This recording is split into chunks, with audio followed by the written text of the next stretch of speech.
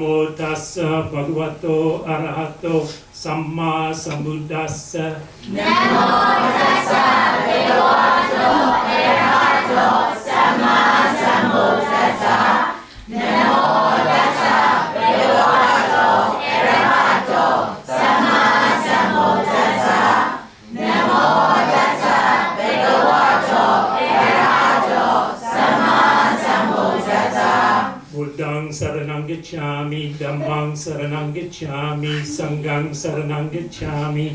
Buddhang saranang gacchami, Dhammang saranang gacchami, Sanghang saranang gacchami. Dutiyampi Buddhang saranang gacchami, Dutiyampi Dhammang saranang gacchami, Dutiyampi Sanghang saranang gacchami. Dutiyampi Buddhang saranang gacchami, Dutiyampi Dhammang saranang gacchami, Dutiyampi Sanghang saranang gacchami. Tatiyampi Buddhang saranang gacchami, Tatiyampi Dhammang saranang gacchami, Tatiyampi Sanghang saranang gacchami. Tatiyampi Buddhang saranang gacchami, Tatiyampi Dhammang saranang gacchami, Tatiyampi Sanghang saranang gacchami.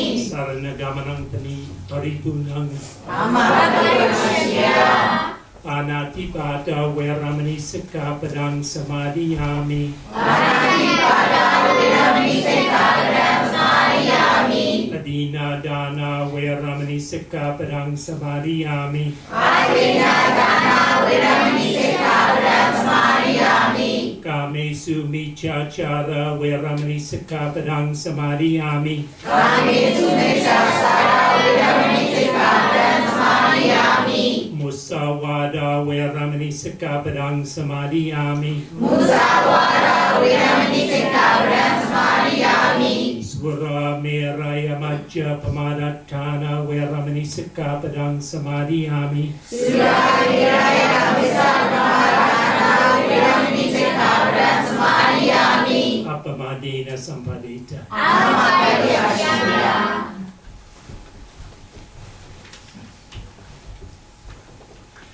Okay, well, thanks for coming, everybody. I have almost my whole kids class here, looks like, too. So thank you, kids, for coming.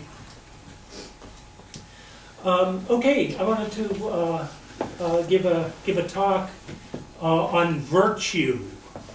You kids know what virtue is? It's like being good. It's what in Pali we call Sila or Thila, and what we can call it morality or ethics. I like the word virtue because it's all-encompassing. It's a very, very broad word in English.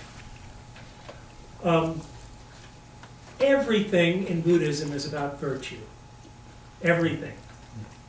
There's nothing that is not about virtue.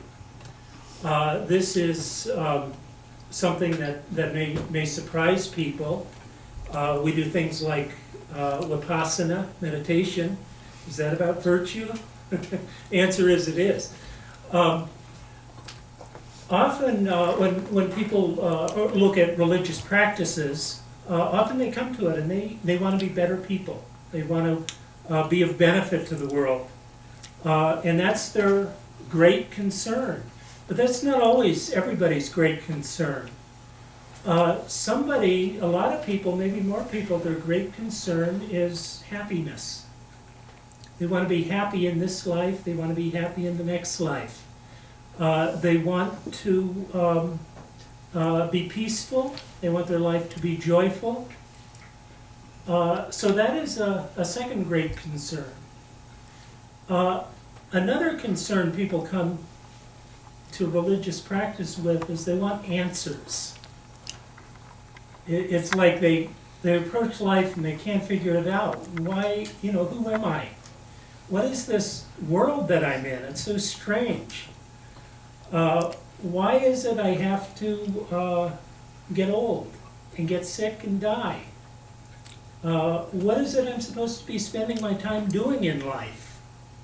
So this is kind of the third great concern. So there are three great concerns It took a Buddha to come along and say, these three things are the same thing. These three things are actually the same thing. You cannot become a really good person unless you recognize what the world's about. You cannot recognize what the world is about unless you become a really good person. You cannot you cannot actually achieve happiness unless you become a good person and realize what the world's about. These three things go hand in hand. Nobody before the Buddha realized that. Before the Buddha, there was very little attention in India given to virtue. Probably the people that gave most attention to virtue were the Jains, and they came to the conclusion that anything anybody ever did was harmful. So that's, you go for a walk, you step on bugs. So basically the Jains, at least at the time of the Buddha, taught, just don't do anything. You won't get into trouble, just don't do anything. And it was a very limited philosophy. It took the Buddha to recognize the importance of virtue, that it underlies everything of importance. So I'm going to talk about virtue. I won't talk in great length because a lot can be said about it. There's a very famous verse from the Dhammapada. It's one of the most famous verses in Buddhism. Sabba papasa akaranang kusalasa upasampada sachitta pariyodapanang etang buddhanang sasanam, which means avoid all evil, accomplish all good, and purify the mind. This is the teaching of all the Buddhas. Okay? So this is all about virtue. In fact, the Dhammapada is largely about virtue. Wonderful verses, and I'll quote a couple more of them for you today. This actually, Buddhism, when it talks about virtue or ethics, it actually has three different systems of ethics at once. And this little verse tells us what the three systems are. The first is avoid all evil. The second is achieve all good. And the third is purify the mind. And then the fourth line, this is the teaching of all the Buddhas. This means that the Buddha was saying, it's not just me saying this, all the Buddhas that have ever been here have taught the same thing. So this is very, very basic. It's very fundamental. Okay, so what are these three parts? Avoid all evil. This is basically following precepts. We just took the precepts, the 5 precepts, which are basic pointers for things that we should avoid doing. The reason why we take precepts is that it gives us something to practice with, a way of improving ourselves. It also, the precepts point out problem areas in human life, places, things that we stumble into, often not meaning to do anything bad, but we find over and over, that's what we end up doing. So most of these, not killing or not harming living beings, is the first precept, not taking what is not given, and so on. So these are precepts. Now, other religious systems have precepts or something like them, but they actually have a different status in Buddhism. Christianity has commandments. The difference is that commandments came from God. Does anybody know who brought them from God? Moses. Remember, does anybody, I don't know how much people know about Christianity, but Moses is one of the old... Can I ask a question? Yes. Was it from Jewish? He was, Moses is somebody that was recognized in Judaism, in Christianity, and in Islam All of it. as the source of the precepts, Yeah. as the source of the commandments. Now, these commandments came from God, which means once we learn them, we don't have a choice about whether to obey them or not. Because to disobey them is an insult to God. God tells us, He's the boss and He tells us to obey those. We don't have anything like that. There's no God to give us the precepts. Just Jim here, yesterday I discussed about the religions in the law. Yeah, Yeah, so they said that God is the absolute God, right?